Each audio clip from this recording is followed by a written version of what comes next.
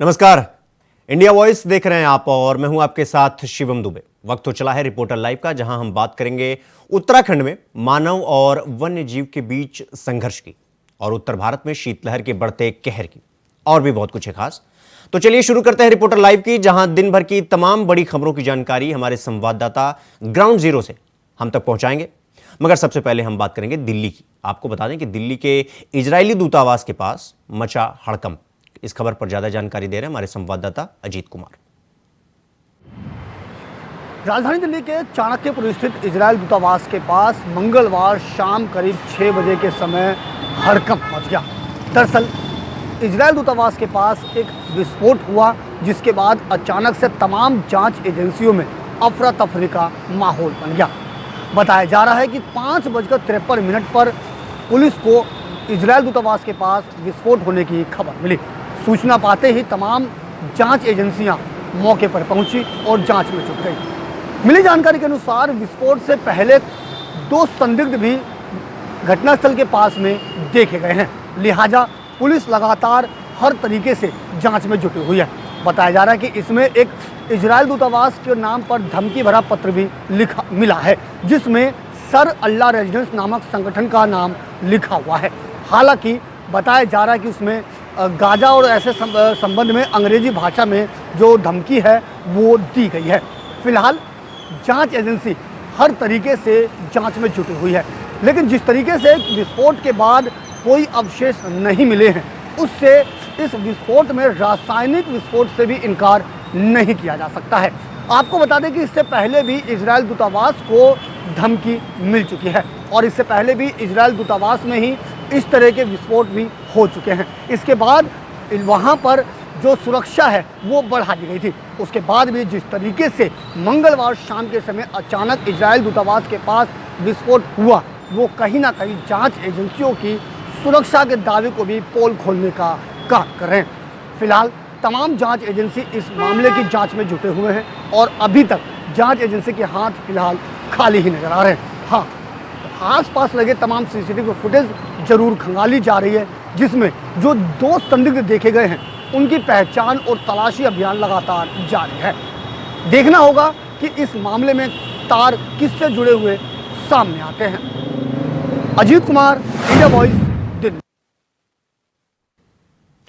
अयोध्या में राम मंदिर प्राण प्रतिष्ठा को लेकर तैयारियां तेज हो गई। डिप्टी सीएम केशव प्रसाद ने सफाई अभियान चलाया। इस खबर पर ज्यादा जानकारी दे रही हैं हमारी संवाददाता जूही। अयोध्या में राम मंदिर की प्राण प्रतिष्ठा को लेकर जो है लगातार तैयारियां की जा रही है। हर तरफ जो है पूरे अयोध्या नगरी में, राम की नगरी में चहल पहल देखने को मिल रहा है और इसको लेकर उत्तर प्रदेश के डिप्टी सीएम ने खुद जो है इसकी कमान अपने हाथों में ले ली है और अब सफाई अभियान जो है पूरे अयोध्या में चलाया जा रहा है, जिसको लेकर बुधवार को उन्होंने खुद ही झाड़ू उठाई और पूरे सफाई अभियान को अंजाम देने में जुट गए। कहा जा रहा है कि 30 दिसंबर को प्रधानमंत्री नरेंद्र मोदी अयोध्या के दौरे पर रहेंगे और इसको लेकर तमाम तरह की तैयारियां भी की जा रही है। अयोध्या में एयरपोर्ट का निर्माण किया, रेलवे स्टेशन, तमाम जगहों पर जो है सफाई अभियान लगातार जारी है और पीएम के दौरे को लेकर सोमवार को जो है डिप्टी सीएम वहां पहुंचे थे और इसके बाद से जो है लगातार वहां की तमाम तरह की तैयारियों का जायजा ले रहे हैं। वहां की सभी सुरक्षा व्यवस्था जो है पुख्ता करने के निरीक्षण कर रहे हैं और इसी के साथ एक बार फिर से जो है 30 दिसंबर तक बताया जा रहा है कि डिप्टी सीएम वहां रहेंगे और पीएम के आने तक तमाम सुविधाओं का, तमाम तैयारियों का वो खुद से जायजा लेंगे और फिर राम मंदिर प्राण प्रतिष्ठा को लेकर उसको पूरा अपना योगदान दे रहे हैं ताकि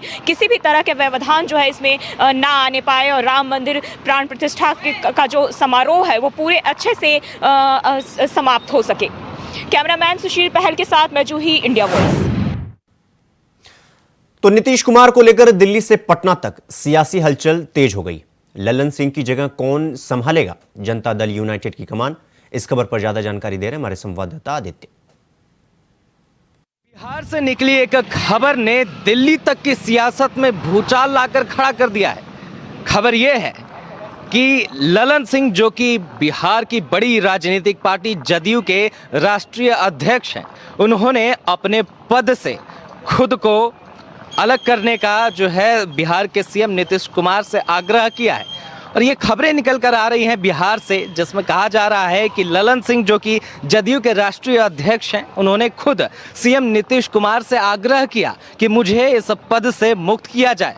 हालांकि खबरें ये भी हैं, सूत्रों की माने तो सीएम नीतीश कुमार ने इस पर कहा है कि अभी लोकसभा चुनाव 2024 तक पद पर बने रहने का आग्रह सीएम नीतीश कुमार ने ललन सिंह से किया है। हालांकि आपको ये बता दें कि 29 दिसंबर को जदयू की एक बड़ी बैठक दिल्ली में होने वाली है। उसके पहले ये सारी खबरें या अफवाहों का बाजार गर्म कर रही है और आपको बता दें कि हो सकता है अटकलें लगाई जा रही है। कई राजनीतिक जानकार ऐसा कह रहे हैं कि अगर ललन सिंह अपने पद से इस्तीफा दे देते हैं, जो कि उन्होंने अभी तक नहीं दिया है, लेकिन कहा जा रहा है कई लोगों की माने तो 29 दिसंबर को जो दिल्ली में बड़ी बैठक होने वाली है, तो उस बैठक में अगर ललन सिंह अपने पद से इस्तीफा दे देते हैं तो कई लोगों का मानना है कि बिहार के सीएम नीतीश कुमार खुद जदयू के राष्ट्रीय अध्यक्ष बन जाएंगे। ऐसे में अब देखने वाली बात ये होगी कि आने वाले समय में बिहार की सियासत का रुख किस ओर मुड़ता है,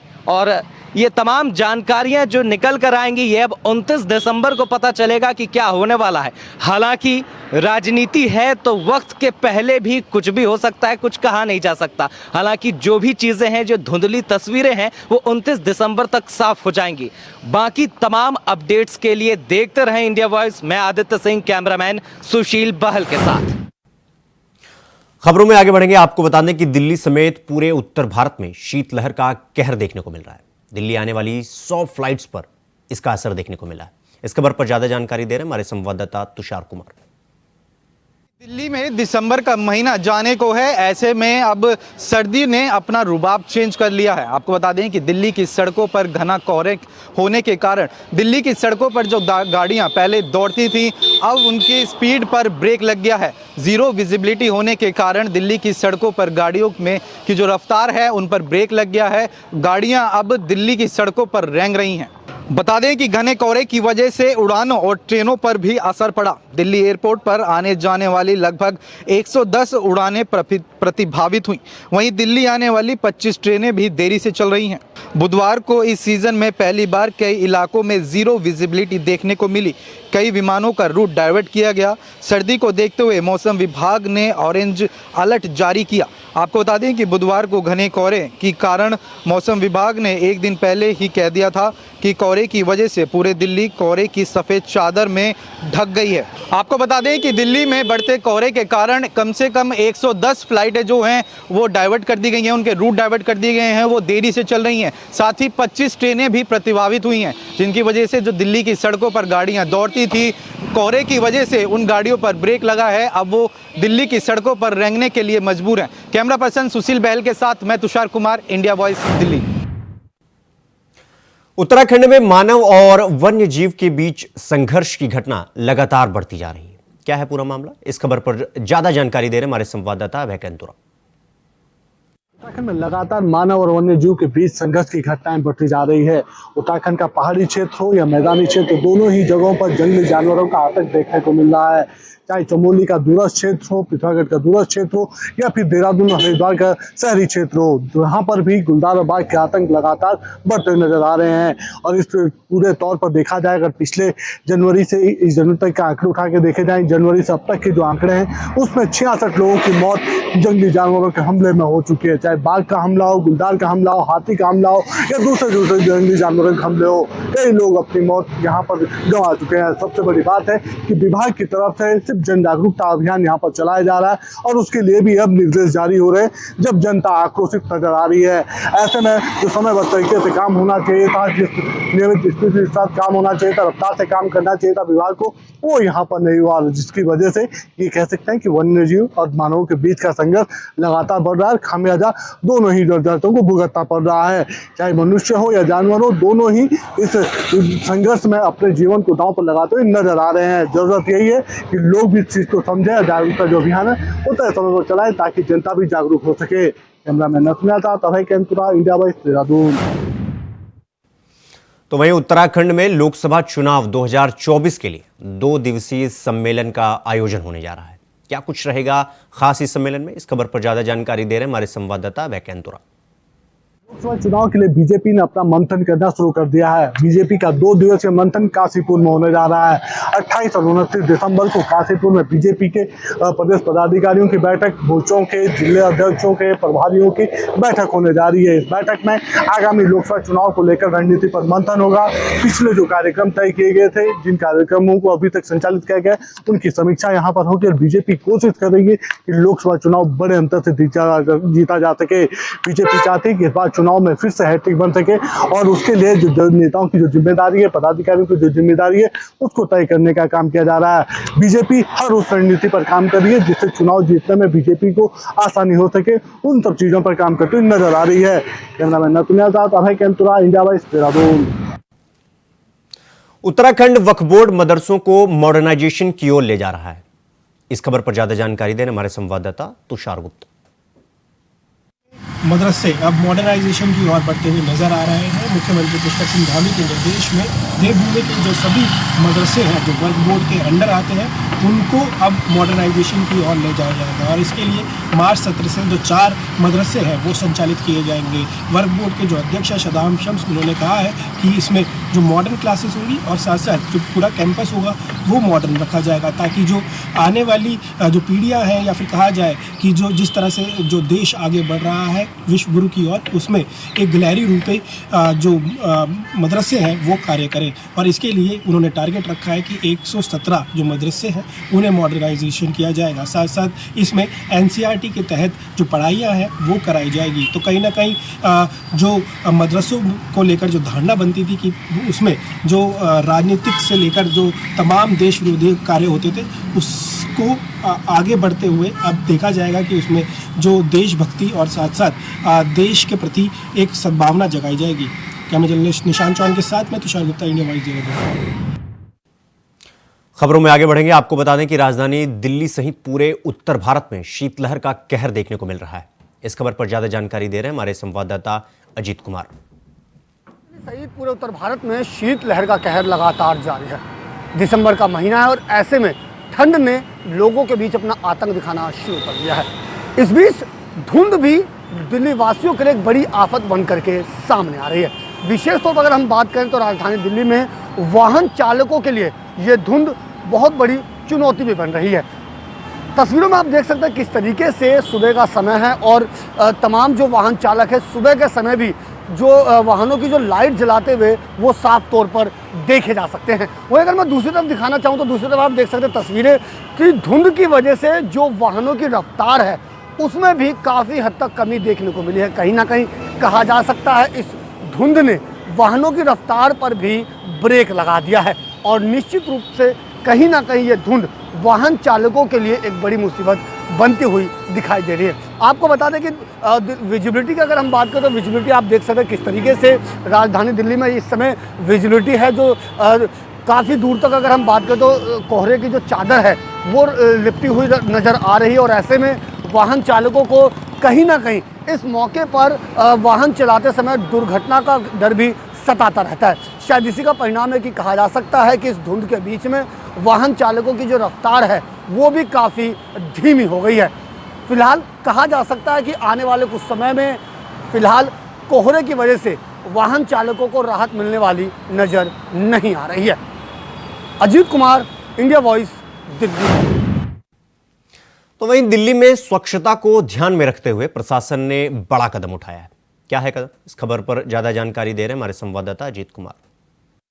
राजधानी दिल्ली में साफ सफाई की व्यवस्था को दुरुस्त बनाने के लिए शासन और प्रशासन दोनों ही अपने स्तर पर अनेक प्रयास कर रहे हैं। आपको बता दें कि सफाई व्यवस्था को बेहतर बनाने के लिए लगातार कई अभियान चलाए जाते हैं और इसी अभियान के तहत रोहिणी सेक्टर 2 में एक बड़ी पहल की गई है। इस वक्त मैं मौजूद हूँ रोहिणी सेक्टर 2 में, जहाँ मेरे पीछे की जो तस्वीरें हैं वो आप साफ तौर पर देख सकते हैं कि किस तरीके से यहाँ साफ सफाई की व्यवस्था को बेहतर बनाने के लिए प्रशासन द्वारा एक बड़ी पहल की गई है।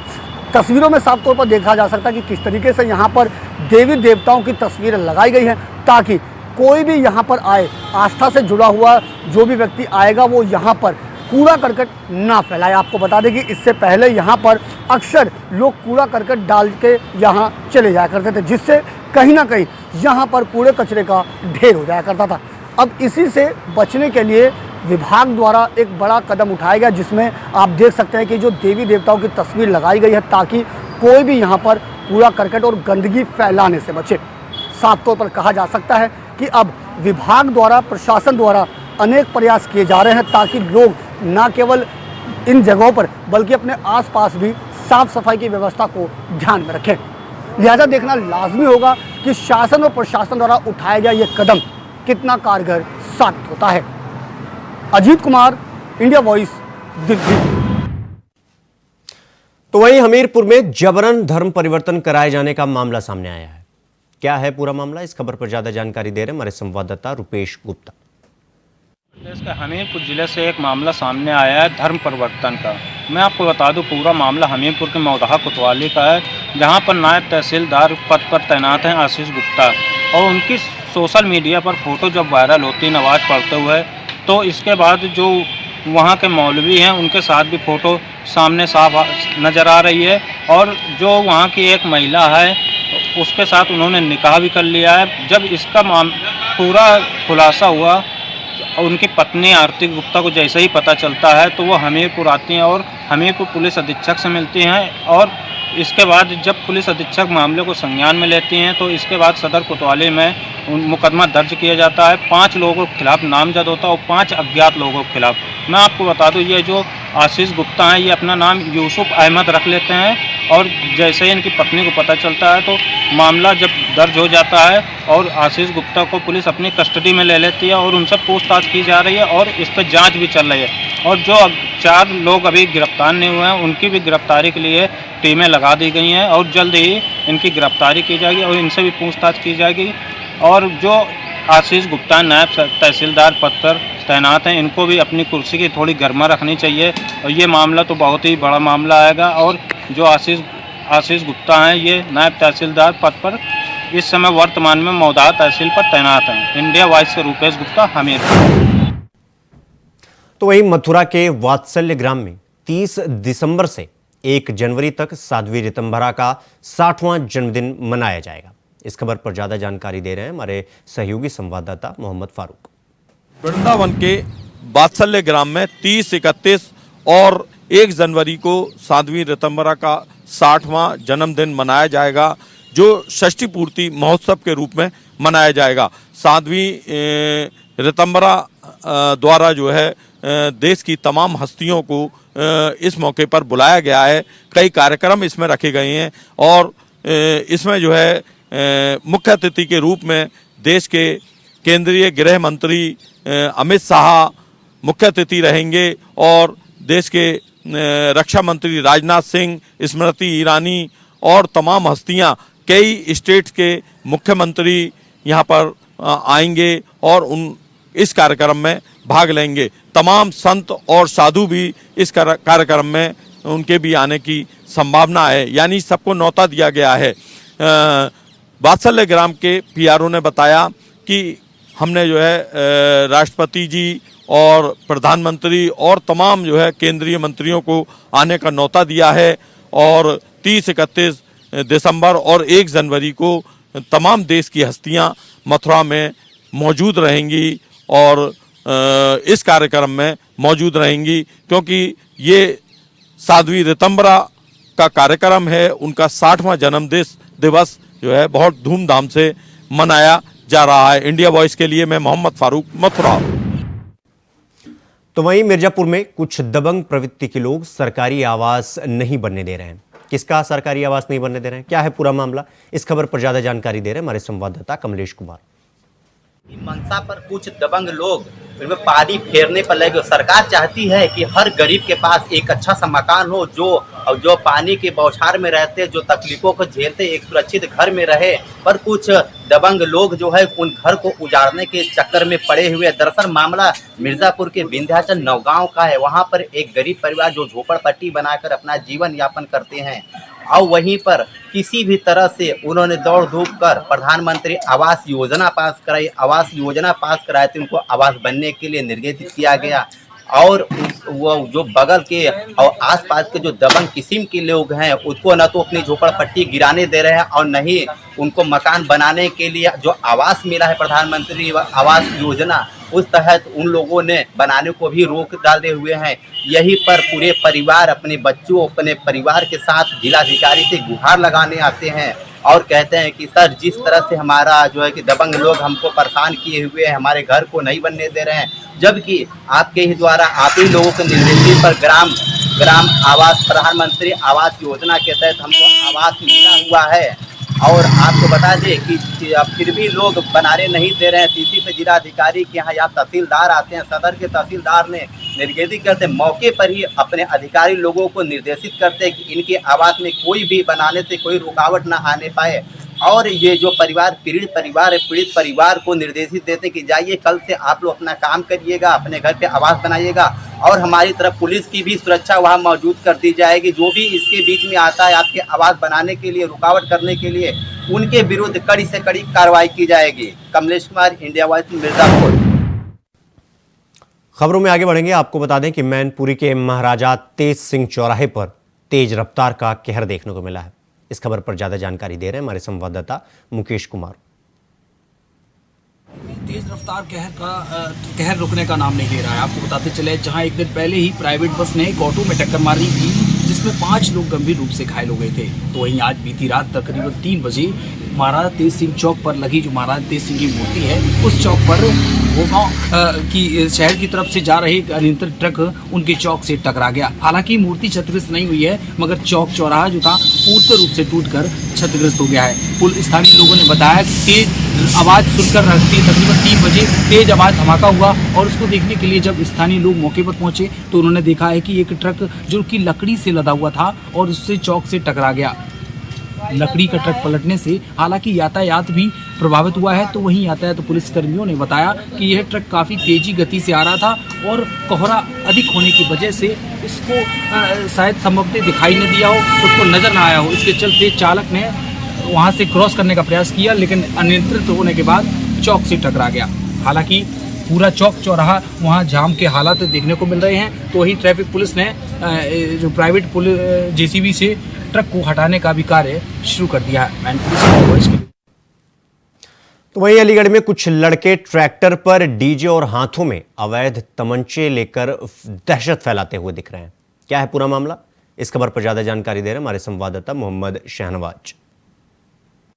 दबंग लड़कों की दहशत में है बिस्मिल्लाह कॉलोनी मिर्जापुर सिया। दरअसल पूरी घटना अलीगढ़ के थाना जमा इलाके के बिस्मिल्लाह कॉलोनी मिर्जापुर सिया की है, जहां के क्षेत्रीय लोग दबंगों से परेशान हैं, जिसके चलते क्षेत्रीय लोगों ने पुलिस को तहरीर देकर पलायन की बात कही है। तो वहीं क्षेत्रीय लोगों का साफ तौर पर कहना है कि दबंग प्रवृत्ति के लोग ट्रैक्टर में डीजे साउंड तेज़ी से बजाने के बाद हाथों में अवैध असला लेकर लहराते हैं, जिसके चलते क्षेत्रीय लोग कहीं ना कहीं दहशत के माहौल में हैं। उसी के बाद लगातार क्षेत्रीय लोगों ने कई बार इलाका पुलिस से शिकायत की। हालांकि इलाका पुलिस ने मामले में 3 युवकों के खिलाफ छेड़छाड़ व अन्य कई मामलों में मुकदमा दर्ज किया है, लेकिन कहीं ना कहीं क्षेत्रीय पुलिस इस पर कार्रवाई करने में असमर्थ नजर आ रही है, जिसके चलते क्षेत्रीय लोग दहशत के साए में जीने को मजबूर है।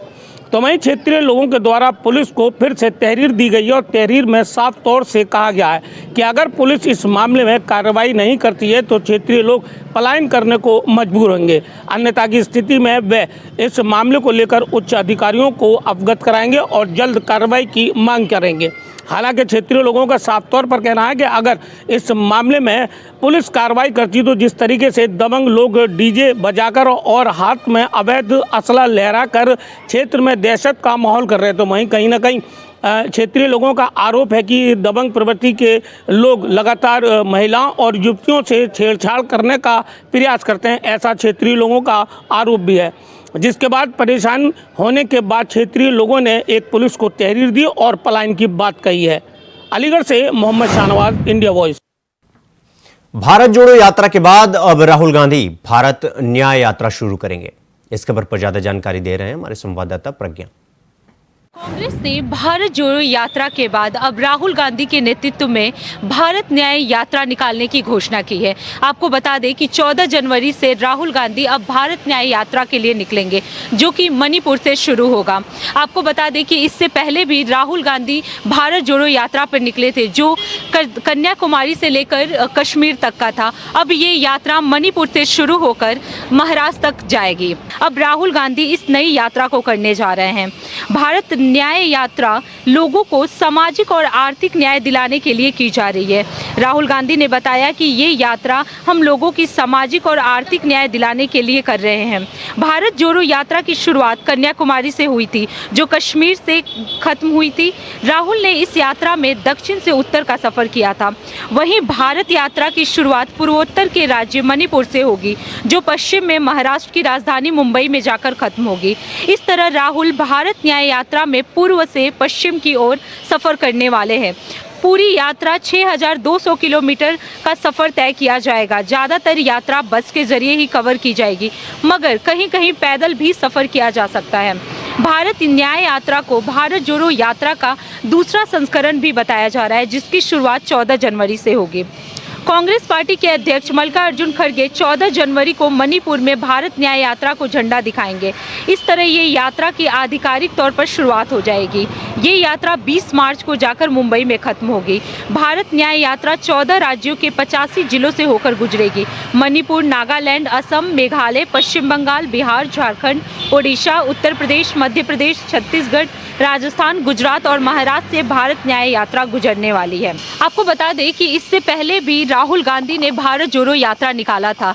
उस यात्रा के दौरान उन्होंने कन्याकुमारी से कश्मीर तक का यात्रा किया था। अब ये भारत न्याय यात्रा निकाल रहे हैं, जिसकी शुरुआत वो मणिपुर से करेंगे और महाराष्ट्र के मुंबई में जाके ये खत्म होगी।